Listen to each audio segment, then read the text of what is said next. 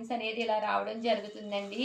Cost వచ్చేసేసి 2850, అలాగే with in India free shipping అనమాట అండి. చాలా బాగుంటుంది శారీ అనేది.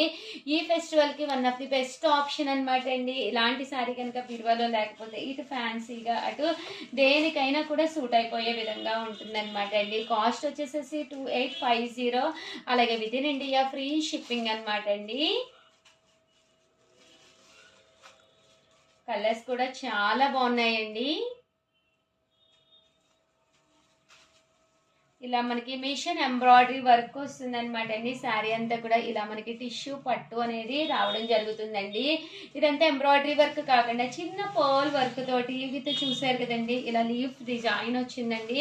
పైన కింద కూడా బోర్డర్ వస్తుంది, పళ్ళు అనేది ఇలా ఉంటుంది. శారీ అంతా కూడా చూసారు కదండి, ఇలాగా చిన్న పర్ల్ వర్క్ వస్తుంది అనమాట అండి. హ్యాండ్స్ కూడా పర్ల్ వర్క్ వస్తుంది అండ్ టిష్యూ పట్టు హ్యాండ్స్ వస్తుంది.